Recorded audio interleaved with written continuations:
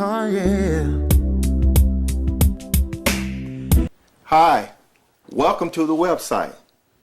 I'm Dr. W.C. Chambliss III. This is my lovely, beautiful wife, Dr. Brenda Chambliss, and she told me to say that. No, she is lovely, and I want to thank you for visiting our website, the Liberian Mission's website. We appreciate you watching, and there's so much exciting things that are going on here at the embassy, and truly God is moving, and He's blessing, and He is moving forth throughout the earth, and He's calling those of you whom you sense the move and the call of God upon your life. We have some very exciting things that we want to share, Dr. B. You know, the Embassy Liberian Mission, and you'll see that we started this ministry. It was birthed when we were planning a conference in 2005. Actually, in 2004, we were planning the 2005 Life Leaders Institute for Excellence Pastors and Leaders Summit. It was in Daytona Beach, Florida. And during that time, this was the MySpace era, okay? Some of y'all know this was the MySpace era, and we were really promoting a lot. And we got contacted by a couple from Kakata, Liberia, pastors Blakely and Agnes Williams. They wanted to come to the conference, but we felt it would be more financially lucrative for them to stay where they were, and we would share and send them information from the summit. After that time, we would begin to just send, you know, monies and things to help out. But one of the main things that we would be sending money for were mosquito nets. It's right. And we didn't understand what's up with the mosquito nets. Just go to Walmart. Just go to Walmart. Get you some spray and kill them. But no, they needed those nets to protect them. Malaria, which we don't really understand here in the United States, malaria is major. Every 45 seconds in Africa overall, a child dies from the effects of being bit by an infected mosquito. Yes. And also now, as it is in 2016, those death rates, even though they've balanced out some, it's increasing, especially since the Ebola crisis. Well, we began to send, and during the period of time, we got more and more acquainted with them, and they became more than just ministry couples, like family. And they had two sons, Samuel and Elijah, and they actually had a daughter, and they named her Brenda. Brenda? Brenda.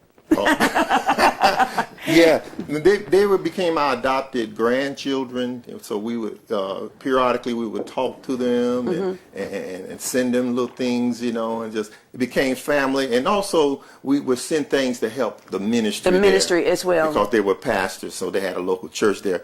But as God would have it, we relocated. Right. We relocated to the North Georgia area in the beautiful Smoky Mountains in 2012. And so our support time, we had so much to do as far as moving and transitioning to move to the mountains. Our funds began to get low. Because we had to take funds that we were using personally, did not have a outreach or a base for support. It was basically coming from just a core, about 3 or 4 people that was helping us to do that. But when Dr. Will and I relocated from Florida to the mountains, naturally, a lot of our personal funds were tied up. And during that period, several times, Sister Blakely and Samuel and the kids had gotten malaria. Yes. And ended up in the hospital. We actually had paid hospital bills. Well, during the time in 2012, when we were transitioning, we kept getting pleas. Listen, you know, we were not able to send, so they were actually evicted from the home they were in, and they were living outside in the slum and ditches. And unfortunately, this was during the rainy season, and Samuel got sick again with malaria, and they were constantly asking for funds. And so we put out pleas. We were trying to ask friends, business people, publicists, anybody that we knew please, we sent out email blasts, and there was one brother who does not want me to call his name. I'm just going to say our dear friend from Utah. You know who you are. Yes. Sent us $250. That's all we got. That's but it was right. too little, too late. And unfortunately, the next call we got was that Samuel had died. He was 8 years old, and ironically, it was World Malaria Day. That was a horrible time for us. My wife cried 3 days. 3 days. In a row, and we were so sad. But, you know, through his death, Yes. there was birth, the Liberian Mission. Yes. And that was the time that when my wife stopped, she said, enough is enough. That's Not it. another child to have to suffer this way.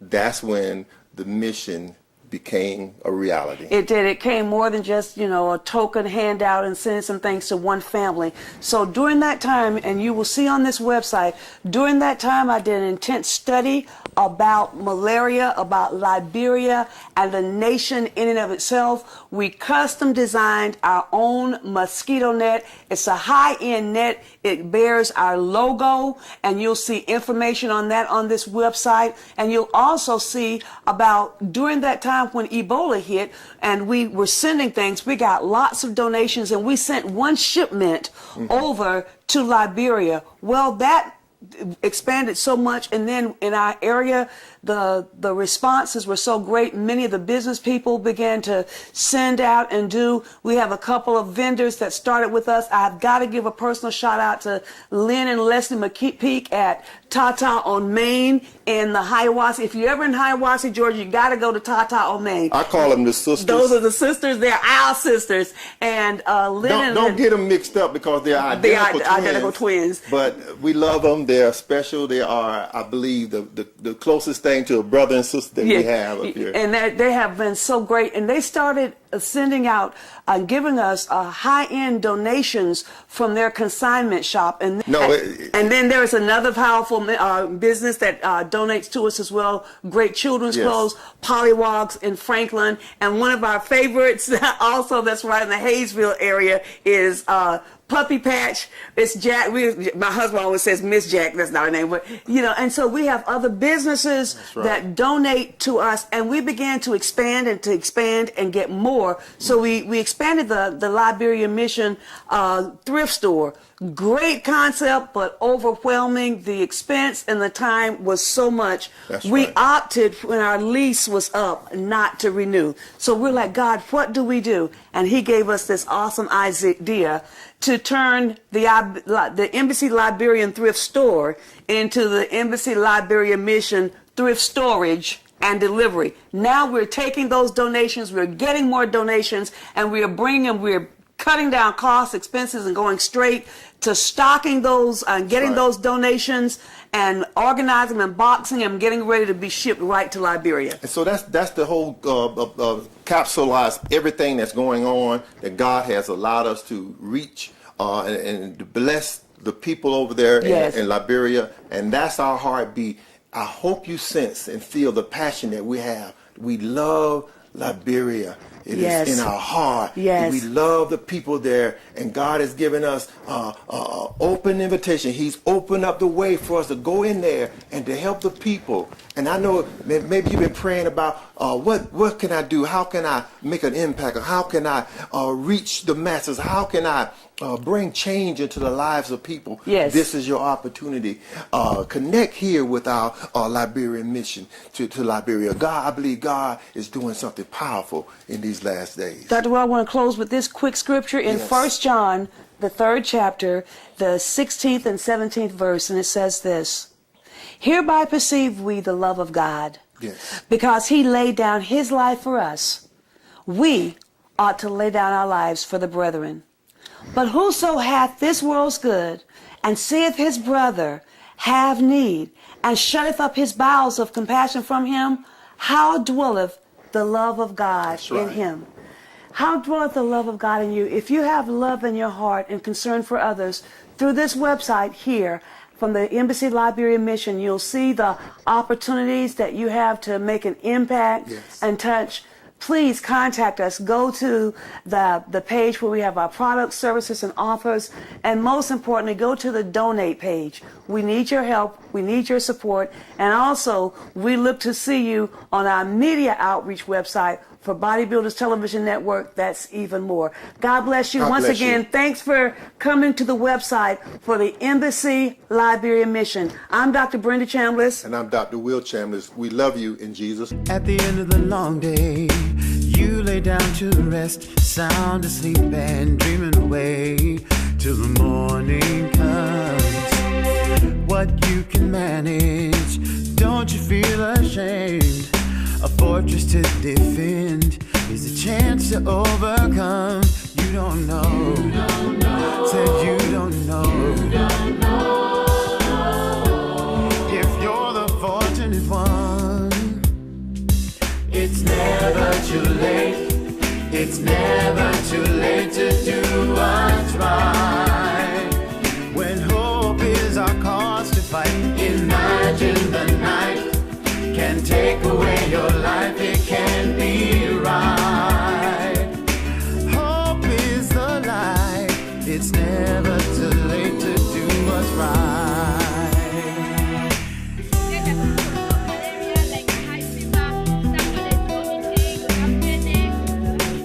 Oh yeah.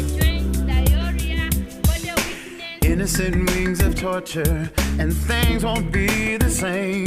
It's a shame that people suffer, but who will take the blame? Now you have the power to help them win the fight. The day that you decide is the day that it feels right, and then you'll know. Then you'll know. Then you'll know. Then you'll know. Oh, there's another fortunate one. It's never too late. It's never too late to do what's right. When hope is our cause to fight, imagine the night can take away your life, it can be right. Hope is the light, it's never too late to do what's right. War is not bigger, but hard to walk alone. Losing hope is easy.